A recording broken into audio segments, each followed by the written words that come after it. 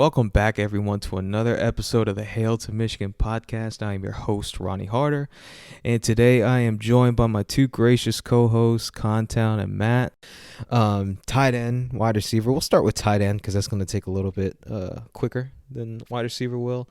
Matt, we'll start with you. What's your expectation on a tight end room that returns returns one of their starters and then returns Schoonmaker, who was tight end number 2. Then they return Carter Seltzer and Joel Honingford, and got some really interesting guys behind them. And Colston Loveland, who's a true freshman, Matthew Hibner, who's I think a redshirt sophomore now. I don't know how many years he's been in the program. And Logan, is it Lewis Hanson or Logan Hanson? Lewis Hanson. So talk about that tight end room and what your expectations are from them. Yeah, you started almost saying like both starters, and I feel like that's how it is. Right. We played so much 12 personnel last year. They're basically co-starters, and Huntingford played a bunch too. So yeah, it's really a versatile group, talented group. Huntingford coming back for I think it's his 6th year. It's just a luxury. I mean that didn't even have to happen. And just, I'm glad he's back to pump it up on the sidelines and mash people in their own game. Really to me, I feel like the top 3 guys are so proven that it's just a matter of, taking the next step and being, they're already good. It's just, can either one of the top 2 be great? And then the interesting thing for me to watch, I think, will be, really the depth guys you mentioned, like who starts to separate themselves, because we're going to have definitely all 3, I would think, are going to leave for the NFL after this year. So, who steps up in that next group? You said all 3. Who's going to be the third one that goes to the NFL? Honingford? Well, he might go on to a career in something else, but yeah, Harbaugh insists that he's going to be drafted. He could be an H-back or, like a Ben Mason type or something. I don't know. Harbaugh said, he carried a guy like that on the 49ers, just kind of a run blocking tight end. But, yeah. That's Ricard for the Ravens, right? He plays more of like a fullback. He's off the line. Yeah. And Joel Honingford hasn't really done that. Yeah, he's big. I just don't want to ever see him run routes, because that was a sight to see last year. Ricard is like 300 pounds. I think he's actually listed at like 310. Oh wow. Yeah, he came into the league as a D tackle. Yeah, got it. That makes sense.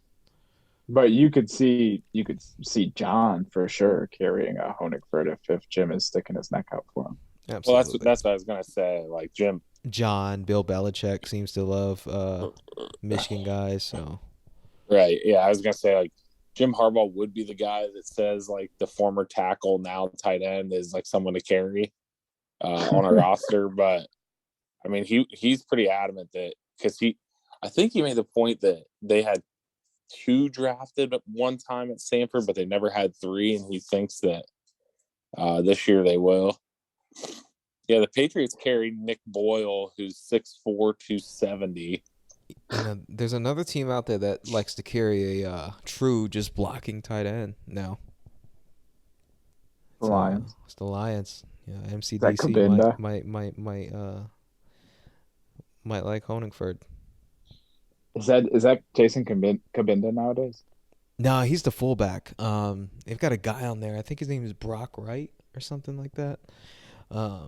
He's like just an inline tight end. Yeah, just an inline tight end, just straight up blocking, like a Toy Lolo, like what Jim had at Stanford, just a true blocking tight end. Nah, he did a lot more receiving, but in the NFL, he just turned into like your extra offensive lineman. Yeah, like AJ Williams a few years back. Yeah. So. Yeah. And we know Carter Seltzer is going to go into law enforcement. So is that a joke or is that really? they call him the sheriff, and I think he got deputized on this state tour of Michigan as they just went on. So Really? uh, yeah, so It's a big uh, police officer. he looked capable in a few games last year. Just if I'm remembering correctly, didn't make the catch. Had a couple balls go through his hands. Yeah, they were trying really hard to Um, get him his first touchdown. yeah. Yeah. And you're So right. There were a couple times where there was like a penalty to yeah. Northwestern. I think he had a catch or Yeah. two Yeah. with a penalty. Yep. Yeah, he Yeah. makes the catch and it gets called back. Yeah. Um, Yeah. but yeah, the group is crazy. I think the thing I'm interested with this group, I think we know what All and Schoonmaker can be, but Yeah. I want to see how quickly Colson Loveland moves up the depth chart because I think you've we all got are. yeah you've got guys in Hanson and Hibner who were highly anticipated tight end prospects in their own right Hmm. and have been waiting behind this kind of group of four upperclassmen to move on. But I think we all think Loveland could be better than both Hanson or Hibner, or has the potential to pass them on the depth chart. So Hell, he might be you know, better right now. if that happens, what is what kind of ripple effect does that cause? Does everyone stick around? Yeah. It's great to retain the young guys behind the step that we have this year. Hmm. But Yeah. I hope the room is so stacked you almost run into the problem of attrition due to too much depth. Yeah. I agree. Yeah, if Lovin gets on the field before the other guys, I don't think it reflects negatively on the other guys. I think it just means he's a dude. Yeah. Yep. And it For makes sure. sense. Yeah, no, that's Wasn't no he no wasn't he shade. coveted by like Alabama heavily to the point where he was considering them? Like Yeah, I mean, it I don't was a know how recruiting many battle between guys. us and Alabama. I don't know how many guys from Idaho, Alabama has ever offered, but I don't. Right. I don't think they're throwing Idaho offers out there unless they really think a guy can go. So, Hmm. I mean, Loveland, he got the ball in the spring game as Yep. a early enrollee, and obviously Eric All and Schumacher are a testament to this. Like we want to play a lot of 12 personnel. We can Yes. play two tight ends at once. So there's, in 2023. There's an offense that can handle both Loveland and Hanson, right? There's an offense that can handle both Hibner and Hanson, but Hmm. at some point the skill sets start to overlap, and you kind of wonder, the room gets a little too crowded. But these are good problems to have. Yes. Absolutely. Bredesen too. Bredesen in the spring game. That was interesting. I didn't know there was another Oh, younger I Bredesen on the forgot team about I until forgot about Max Bredesen. until the spring game. I And did, but I did not expect him to play tight end. Yeah, I thought he Like was. he was a quarterback athlete Yeah. like in high school. I think he's And only 6'2". Usually those types end up at linebacker. yeah. When I saw him out there,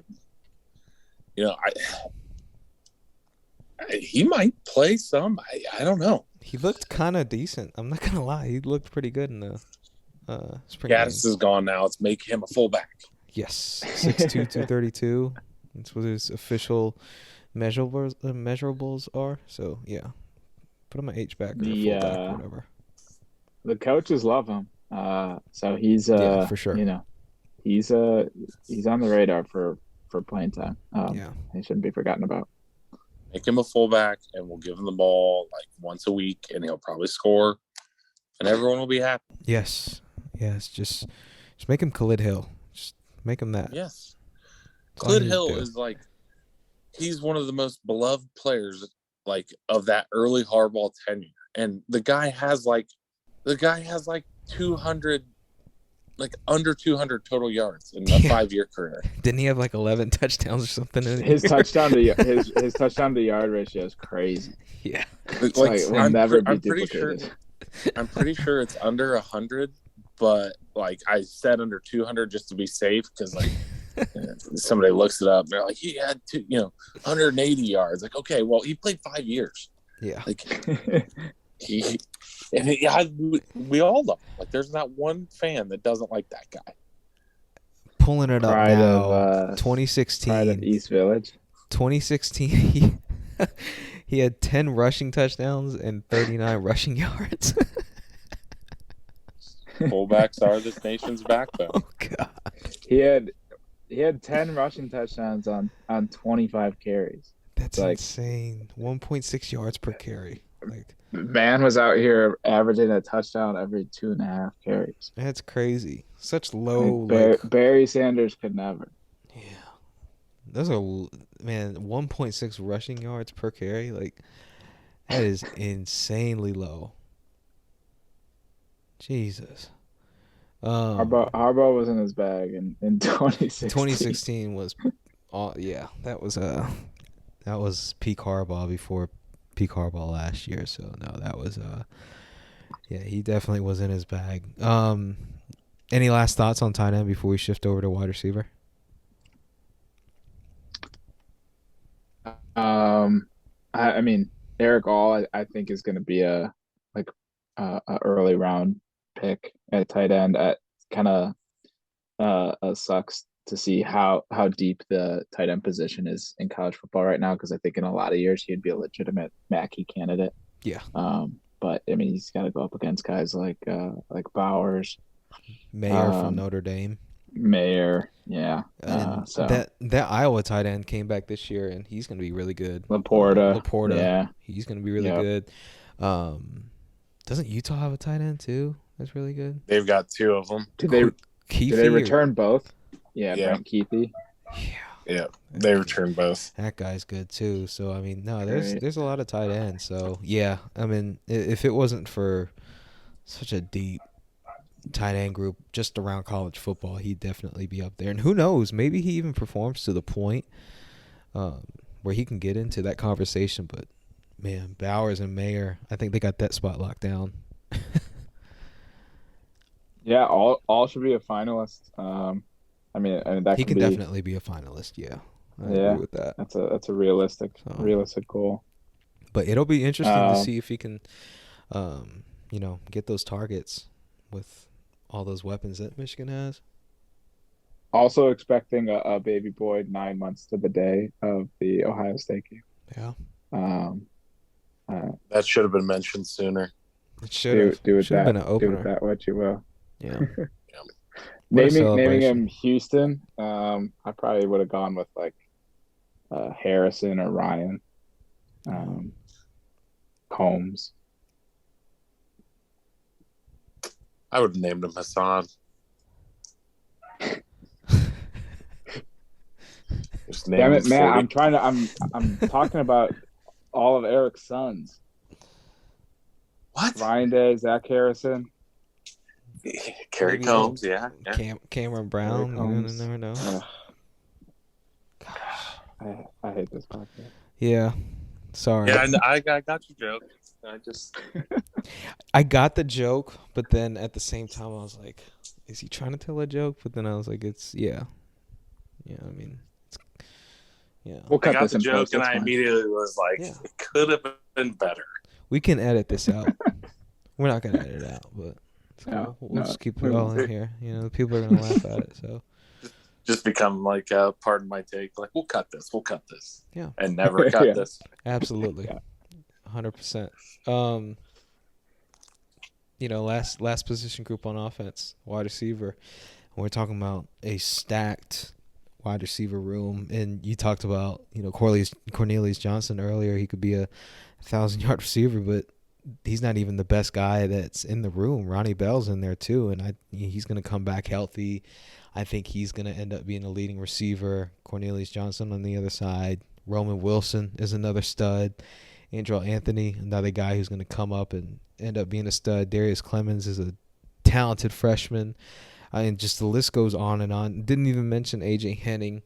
I mean, Contown, what do you think of this wide receiver room? It's probably the most stacked it's been in years. It's probably the most stacked that it's been since I've been watching Michigan football since 2006. Yeah, I think this wide receiver room has a chance to be Michigan's best ever in terms of total production, total talent that's in that room. A lot of people harken back to the room that had Braylon Edwards, Jason Avant, and Steve Breston. Yeah.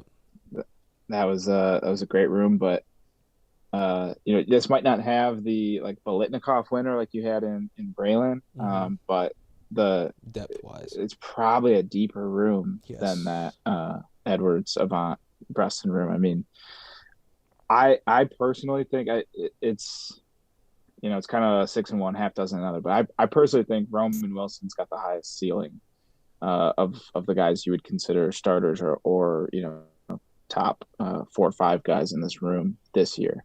I'm super excited to see what Roman does this year. He's great route runner, great body control. Obviously, elite speed. He might be the fastest guy in the room. Yes. Came on super strong in the second half of last year. I think people Really forget emerged in Wisconsin. he had a huge game in Madison. Mm-hmm. He should have had even a little more. He had that catch and run that when he caught the ball, his like left pinky toe was out of bounds, but Yeah. so it got called back. But I mean, a huge game against Wisconsin. He basically didn't play in If the he hadn't first gotten 3 games hurt, last year, if he hadn't and gotten then he got hurt, hurt. Yeah. I mean, who So knows? you're looking at he more or less played like half of a season or like 7 games last year where he was like healthy and contributing, Yeah. and he still ends up leading the team in yards per reception, Mm-hmm. tied for the most touchdowns with 3. Is the third leading receiver behind CJ and Eric All. So super excited for Roman this year. CJ, excellent route runner, great size. I think I already said I think he would have been 1,000-yard receiver had he been playing with one of the better quarterbacks in the country last year. And he's got some pretty Um, good speed too. he's got good speed. He was a Yeah. 200-meter runner in high school. His speed is definitely not a knock or anything. He doesn't have like I think Roman was like a 10-700 guy, 10-6 guy. Yes. Henning is another sub 11 runner. So There's just weapons everywhere, man. Like, and yeah, and you didn't even get to Angelo Anthony or Clemens. Like, yeah, I think CJ and Roman. I mean, they're going to start at the Z and the X positions. And I would guess Bell will start in the slot, and then probably Andrell is your next guy off the bench, probably at both outside spots. that's That would be my crazy to me, guess, and man. that's an awesome top 4 to have that luxury. I am pretty intrigued to see what 2022 Ronnie Bell looks like. I think a lot of Yes. people think he's just going to snap back into 2021 form. The half of football we got to watch him play against Mm-hmm. Western Michigan. I don't know that I take that for granted. I certainly hope he does. But it sounds like he's testing really well. All the things without pads on Mm-hmm. are going in the direction they should. But it's a different beast once the pads go on and Yeah. there's someone across from you that wants to take your head off, and you gotta cut and run on a knee that you don't fully trust yet. So It's that mental aspect. yeah, and we They saw it a talk about it. little. Yeah. Go ahead. We saw it a little with Tariq Black coming off the 2 broken feet. Yeah. He was never the same. It's a different injury, and certainly a different guy. I think we all think the world of Ronnie, but I think that's the biggest question for me. What does Ronnie Bell look like this year? Yeah. Because if he's 2021 Ronnie Bell, 20 or even 2020 Ronnie Bell, That's scary. he's one of the better slot receivers in the Big Ten, and you probably have the only room in the conference at wide receiver that can go toe to toe with the room that Ohio State has at the position. Yes. Um, Absolutely. if Ronnie Bell is Experience not wise, it's probably better. experience wise, it is, but I think it has to be better. I mean, Yeah. Aside from Smith and CJ's, Jigba. Yeah. yeah. I mean, Ohio State's got a lot of turnover there, Yeah. but I think it's a dynamic group. It's a deep group. Clemens will probably burn the red shirt. I think he'll probably be a He little will. too good to keep off the field. Yeah. Um, but Did you top see that spring game? He's way too good to keep on the field.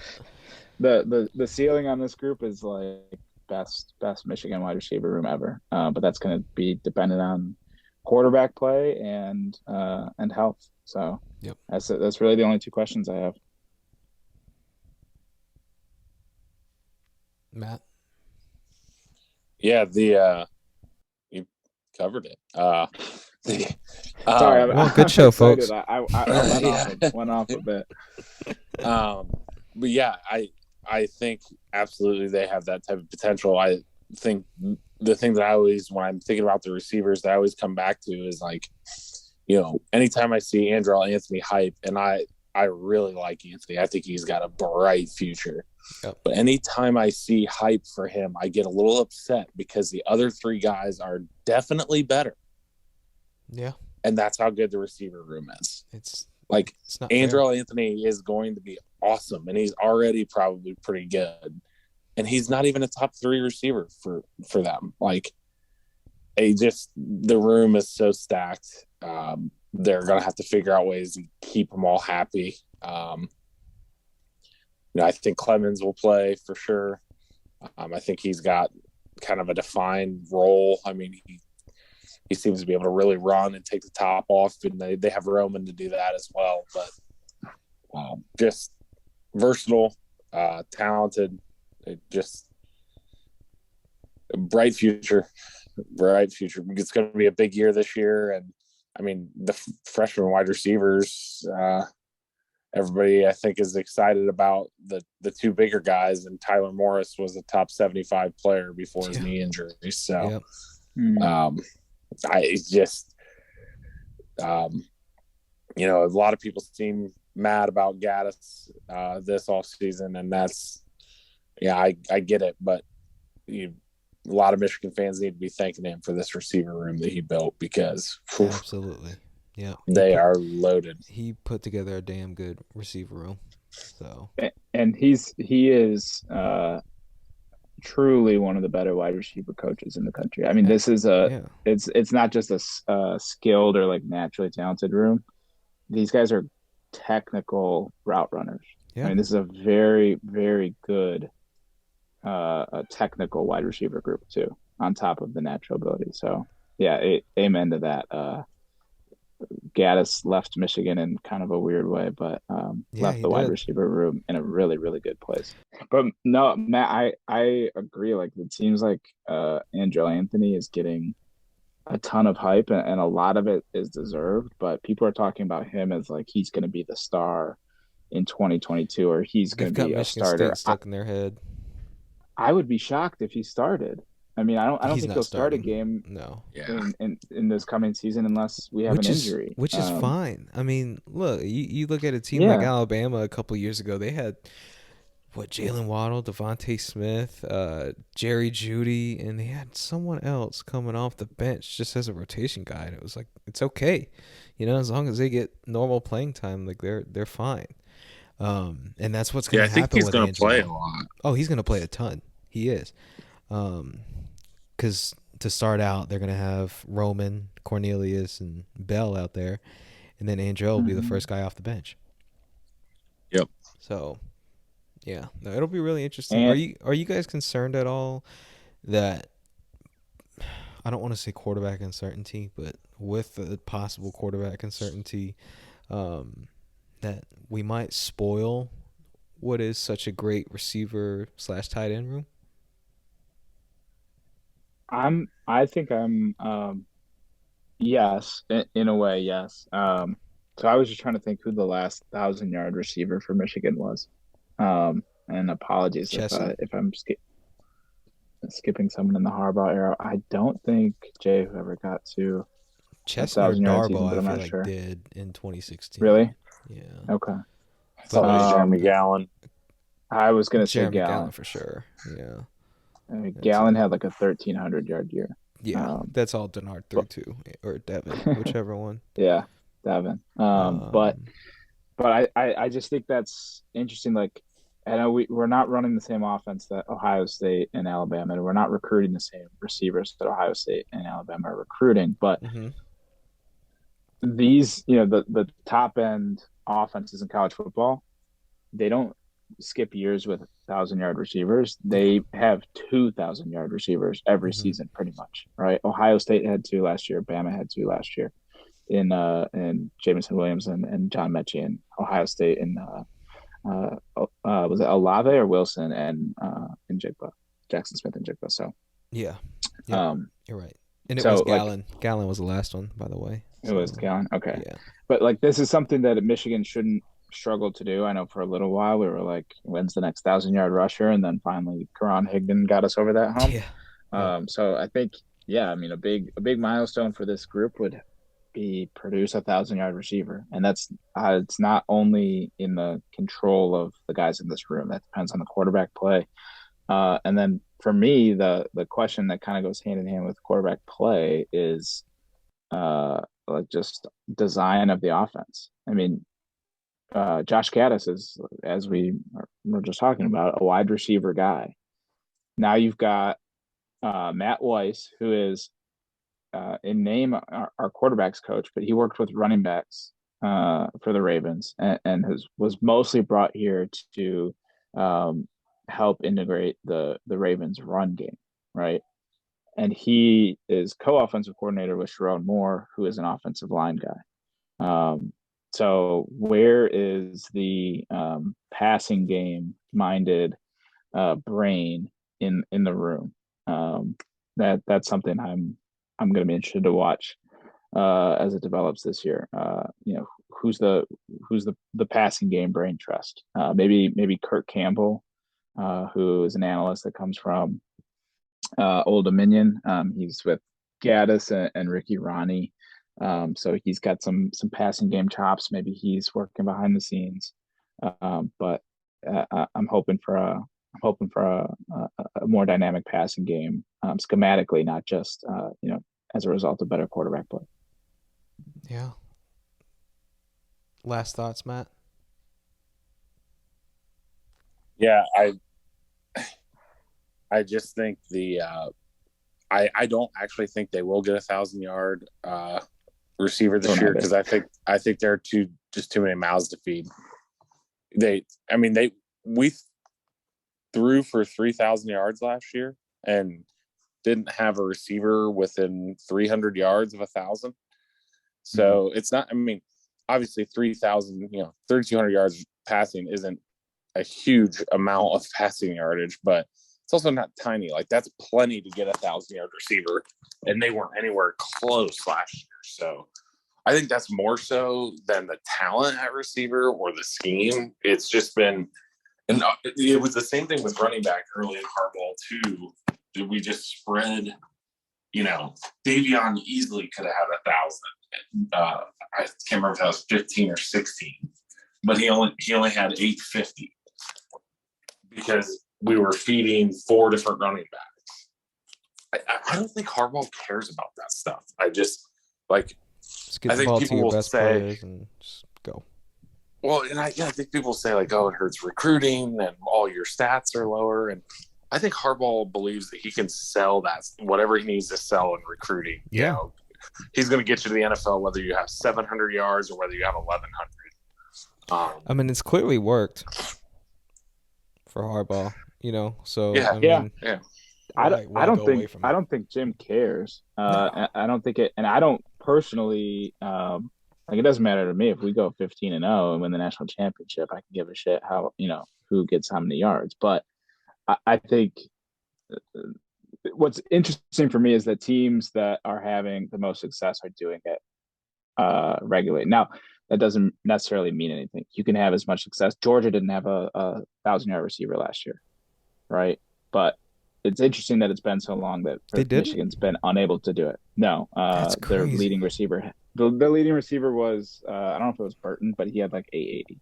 Wow. So it was closer than anyone on Michigan. Yeah. But it's like teams that also have loaded wide receiver rooms, like Ohio State does, somehow come up with 2,000-yard receivers. And I know the somehow is they run a different offense. They want to throw the ball more than Michigan does, but I think it would be a good goal.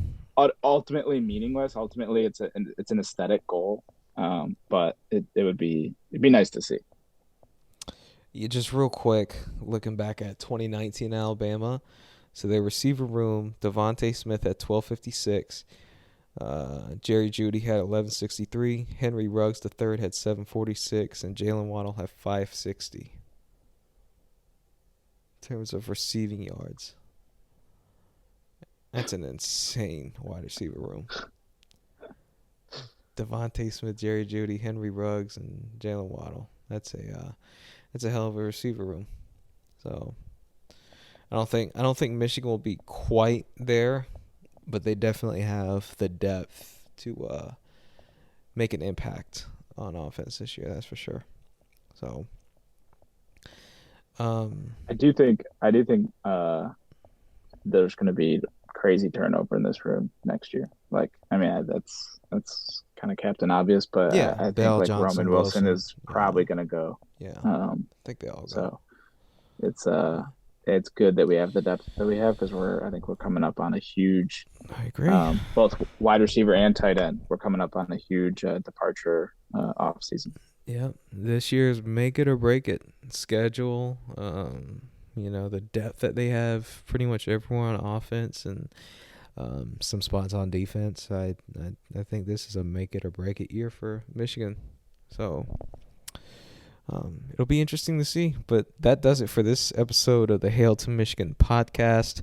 In the meantime, check out this episode on YouTube, Apple, Spotify, wherever you get your podcast from. And Matt, Contown, you guys have a great rest of the week. Everybody else have a great rest of the week. And we'll see you next time. Go Blue.